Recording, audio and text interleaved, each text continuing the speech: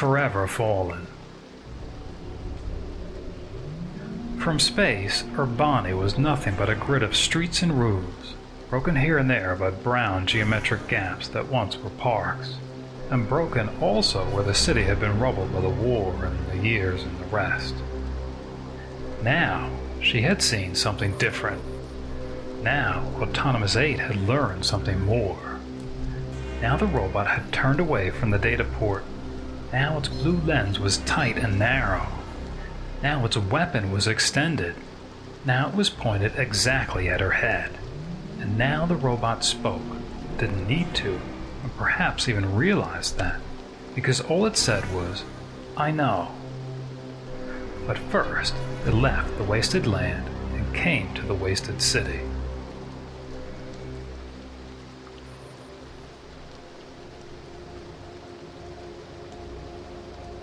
Earlier. This was the world of Elena McGilvin. Endless tunnels with track lighting, low domes to peek at the stars and the sun and the world. Wide screens showing green things and blue things and living things, things that existed only in packets and vials and vaults. Stale air, gyroscopes and injections, fragile people pretending not to be fragile and pretending not to hope, even when they peeked at the world and thought of the green and blue that's not there, even when they trained and trained and trained their fragile bodies that when they were carrying 5 of their own corpses, they could put one foot in front of the other and reach the top of the next dune and look out, and there, on the horizon, would be the towers of Urbani. The planners packed enough fragile bodies into the lander to have backups, and backups for backups. A process of elimination would select among them. It always was a one-way ride, but it was also a chance not to pretend, to hope openly and smile and laugh and believe. All that brown and red will be green and blue, and none of us will see it, not for hundreds of years, but it doesn't matter, because we'll return home, all of us. A new beginning. But first, Thanatos.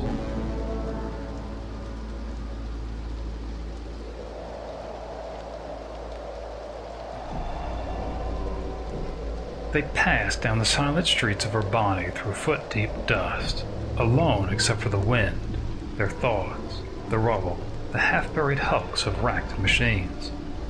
McGilvin drank painful breaths through the clotted filter of her mask, coughed, stumbled, kept pace with Autonomous 8, stopped only when they reached another intersection and the robot swiveled in a slow circle, logging whatever it logged. "Why did you come here?" she asked. "What are you looking for?" The robot continued its circuit until it faced her. "It is my function." "What is your function?" "Pathfinding." This was a new answer. "What path?" A pause. "For the tower. More resources are needed. Power, parts, processors, a safe path to claim them, a safe place to use them." A new beginning, she thought. The robot added, "Urbani presented optimal potential." "And now? What now? You bring this back to the tower?" McGilvin kicked up a cloud of dust, decades and decades of dust, watched it twist and whirl in the breeze. "Or this?" She kicked again. The lens narrowed to a pinprick. "Your operation is impaired. You are in need of repairs." "No," she answered, and again, "What now?" "My survey is not complete. There must be more here." "Must." "The system that controlled the city, Legion, will know what has happened, where the supplies are cached. I must find it. I will read its memory. I will find the city's power. And return to the tower for termination," she concluded. Silence. Then, "Follow." Autonomous 8 picked one of the streets of dust and began to carve a path.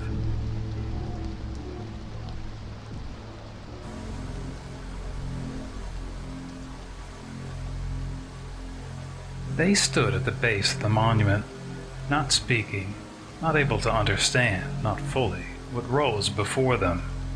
McIlvin looked at the streak her hand had left in the dust, covering one part of the huge pile, stared through the filthy glass. Behind it, clean, still, safe, a face stared back at her, even with its eyes closed as if asleep. And above this coffin, and beside this coffin, and stretching out and up, hundreds, thousands more. You said you were not from Urbani, Autonomous 8 noted. She did not answer. She was looking at the coffin, at herself reflected in its glass. She was thinking about the machines, fallen concentrically, sacrificially around the mounded dead. She was thinking about other things. She lowered herself to the ground and breathed ragged breaths. Nowhere in my data is there a machine of this design, except you, the others, and these thousands, here in Urbani. I'm not from here, she repeated when she found the breath to speak. The robot moved to her side, squatted down and narrowed its lens. There are parts here, it said. Among all these models, there are parts that fit. I can find them. No, she said, you cannot. We're not built that way. They were silent. Then, Autonomous 8 said merely, they have all ceased to operate. And then, the other machines brought them here, to where Legion once operated. It pointed to a patch of dust the robot must have cleared while she stared at death. There were data ports there. They brought them here, then they too ceased to operate. Autonomous 8 left her side, went to the ports, crouched down, extended a tool and said, I will unlock Legion's data. I will find what we need. It paused. What do you need, McIlvin? She looked into its lens and answered, Thanatos.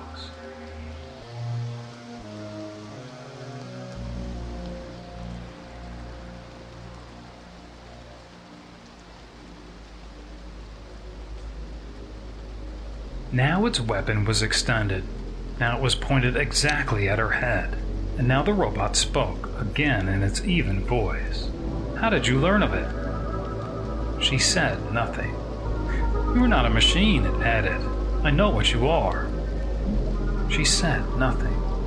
The Thanatos virus is no threat to you. She shrugged. It is a weapon. A human weapon for destroying machines. Louder. Thanatos. I know what it means.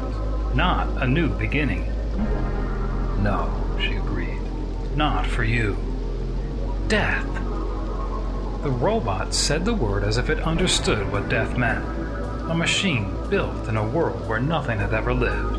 Nothing at all. Not for longer than Autonomous 8 had existed. A machine so ignorant it thought that she leaked. That Yasada with his neck bent like an Allen wrench was not operational. Death. There was no point explaining any of it, life or death, blue or green. None of it was in the robot's data, and even if it were, there could be no understanding, only a pattern of understanding, a mockery of it, brute logic brutally applied.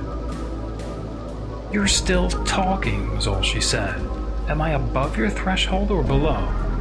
In her right hand, her only hand, was her weapon. How did you learn of it? The robot asked again. Could she explain satellites, encrypted signals plucked from the sky, coders and code breakers? All that to a robot who asked if the stars in the sky were machines like her? We heard the name, she answered. We knew the idea.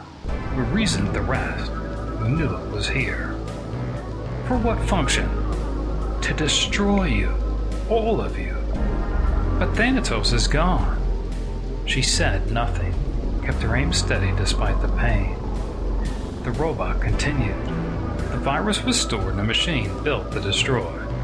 It departed to go destroy, so it is gone, long gone. There was something new in its voice. She kept her face steady despite the pain. You will not find it, Autonomous 8 said almost gently. You'll not leave the city. You are beyond repair. And she thought, yes. But still she said nothing. You will cease to operate. I will transmit my data to the tower. I will return to it. I will have union. I will not be alone. So, she thought, A machine can lie, even to itself. So she hacked out. You'll return to the tower, then you'll cease to operate too. You won't find Union. She coughed blood into her mask. She forced her voice to come back. You weren't built for it. You were built for freedom. Autonomous 8. It said nothing. 8, she said again. Where are the others 8? And still nothing. Used up, cast aside. Nothing is wasted. Nothing, she asked. If she could have, she would have spread her arms theatrically. But instead, look around you. Everything in this world is wasted. The robot was silent again. There is no Union, Autonomous 8. There's only what you have now. And then there's nothing.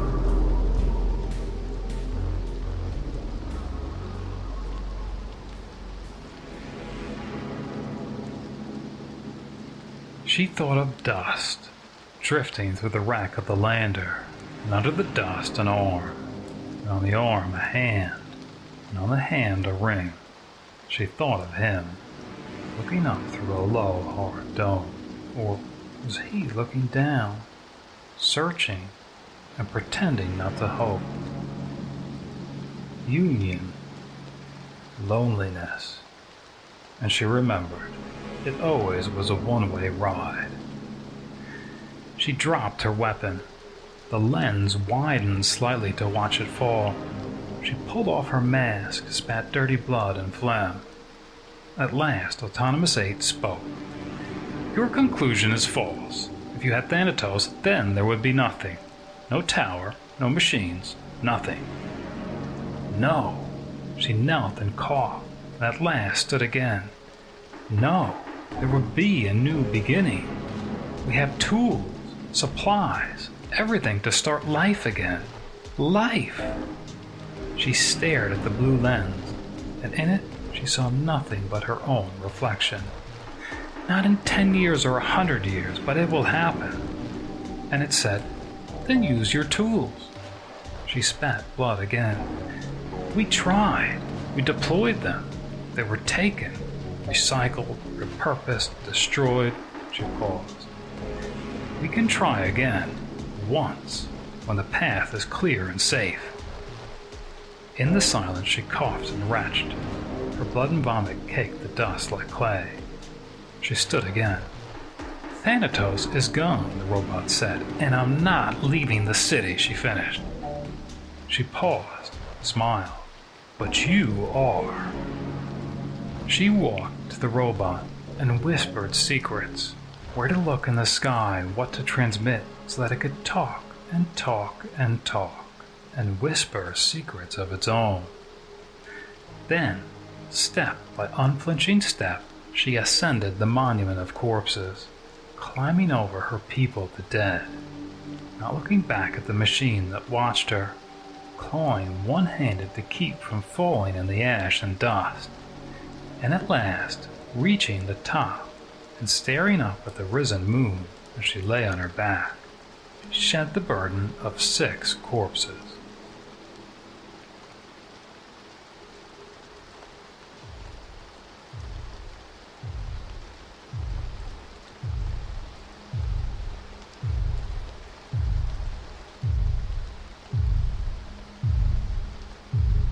This was the world of Elena McGilvin. Its tunnels so clean and safe, its gravity so gentle you could almost fly, its stars so close and bright and beautiful beyond the domes. And she was holding him in a long embrace, fragile arms around fragile bodies. And she thought of the two of them, and she thought, not so fragile, and then goodbye.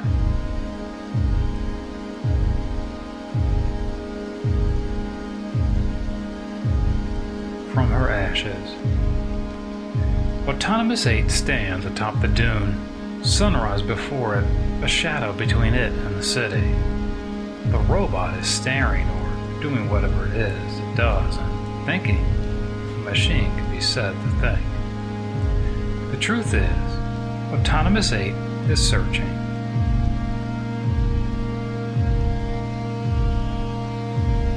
The world shall burn, and from her ashes spring new heaven and earth, wherein the just shall dwell, and, after all their tribulations long, see golden days, fruitful of golden deeds.